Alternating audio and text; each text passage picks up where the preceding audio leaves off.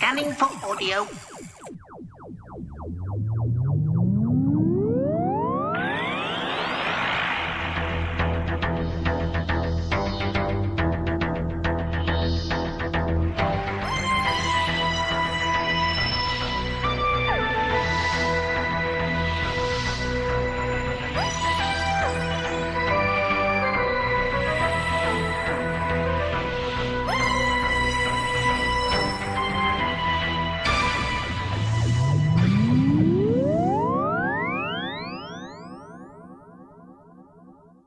Welcome to another Tin Dog podcast, number 152.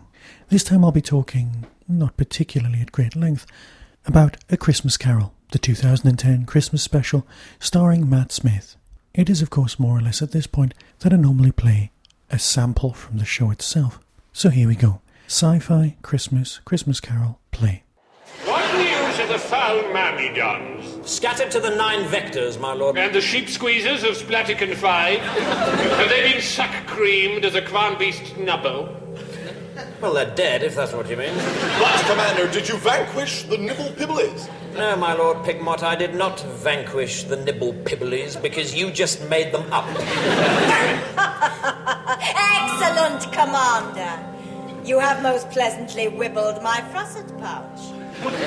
Bring forth the gift with which you honor me. Majesties, from a place where the stars begin and end, I bring you this.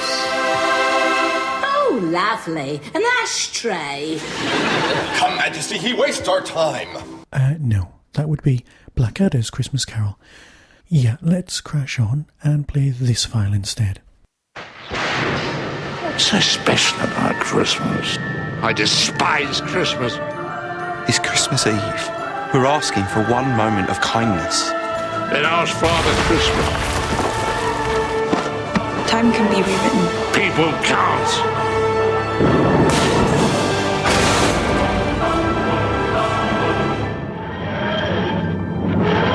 Whatever happens tonight, remember, you brought it on yourself. Who are you? I'm a ghost of Christmas past.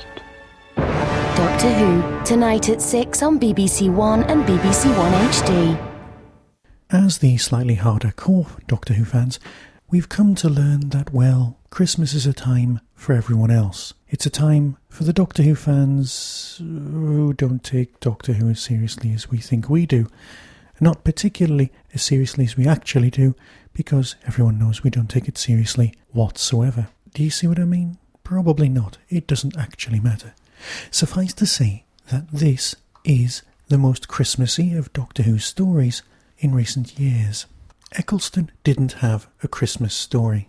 He had his handful of episodes and then moved on, the reasons of which I'm sure can be tracked down by anyone with internet access. No, he did of course have a story that's a bit Christmassy, the one with Charles Dickens reading A Christmas Carol.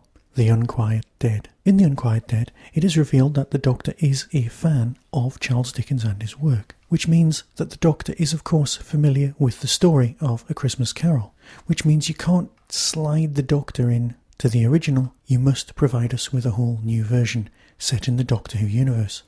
So using the same story as a guideline for the Doctor, after it occurs to him to use it, works perfectly well, and you're not going to get an argument out of me.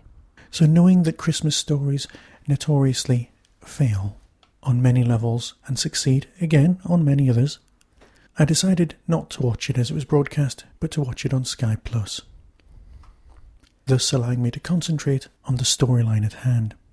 Now, anyone who's listened to the Tin Dog podcast over the years has realised that I've not got a great affinity for stories that use time travel as part of their entire makeup.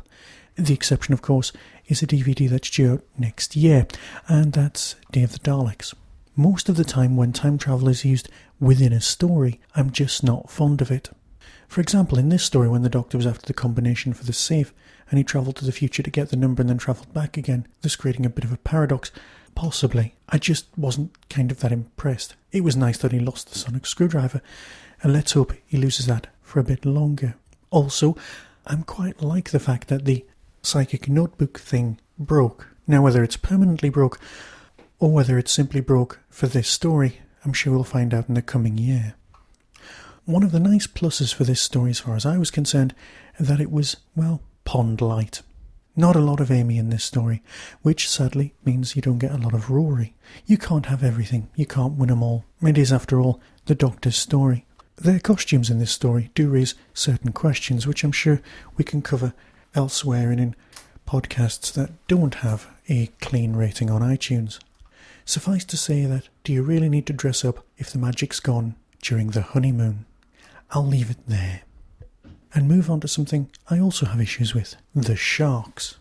Yes, I know that last time I didn't even have that much of an issue with a star that burnt cold, but here, flying sharks, yeah, they just didn't do it for me. It did leave the way open to some nice use of lines like, we need a bigger boat, which nobody ever used, which is nice. And also, a major question I'd like to ask is, how long do sharks live? Now, I'm sure someone will email me about this, but the shark looked quite old to begin with.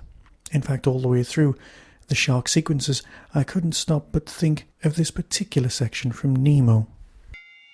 Right then, the meeting has officially come to order. Let us all say the pledge. I am a nice shark, not a mindless eating machine. If I am to change this image, I must first change myself. Fish are friends, not food.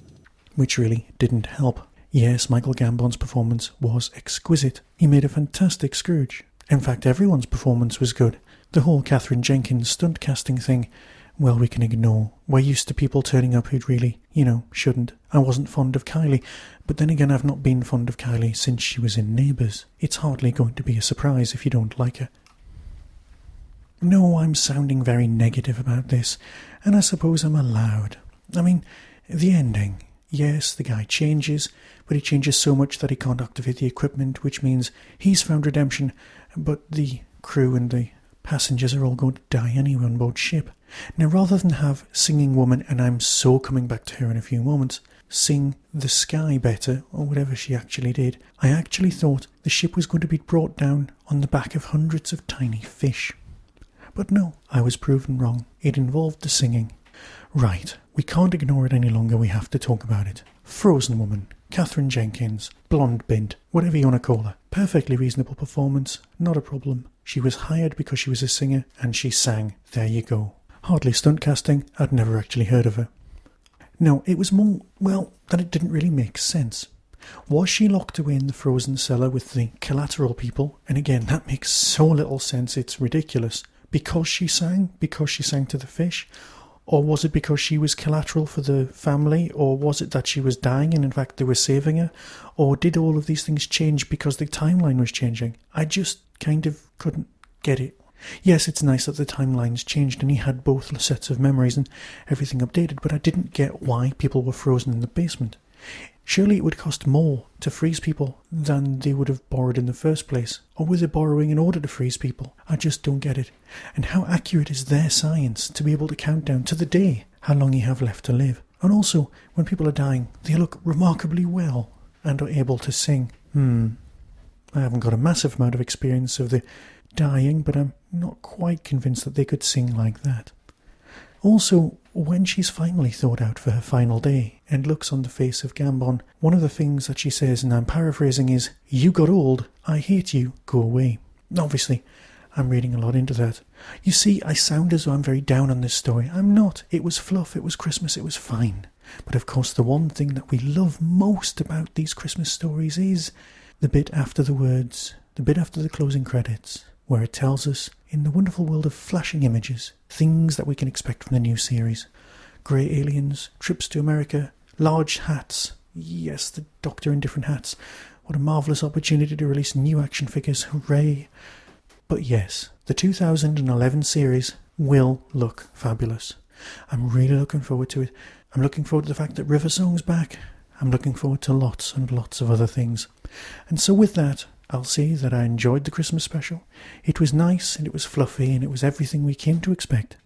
And it was a perfectly acceptable and workmanlike job. So well done, Mr. Moffat. I look forward to next year's offering, if we have one. And I'll fade away and say Happy New Year to everyone.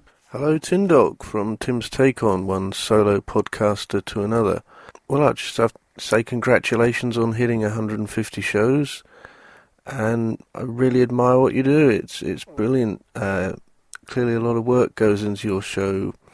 It's always very well written, and you manage to keep the content quality high, and yet the running time was remarkably low. So keep up the good work, and here's to the next 150. And I hope that this podcast sounds a little bit better than the others because it's been recorded on my brand new Zoom H1. Happy New Year, everyone. Before I go, I'd just like to thank everyone who's emailed saying how much they enjoyed the last 2 short stories that were part of the Tin Dog podcast. Thanks, everyone. Next time I'll be talking about The Mutants, John Pertwee's 6-part story set on the planet Solos. So until then, be seeing you.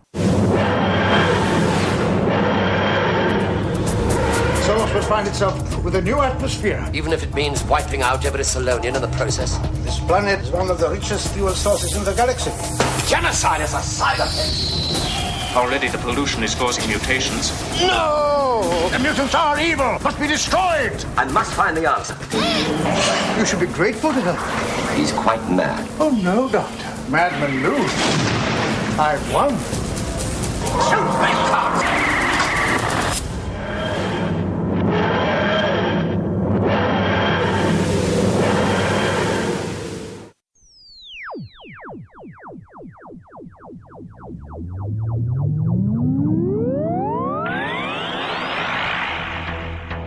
You have been listening to the Tin Dog Podcast. Doctor Who and its associated shows are all trademark of the BBC. No infringement is intended. Contact us at tin-dog@hotmail.co.uk.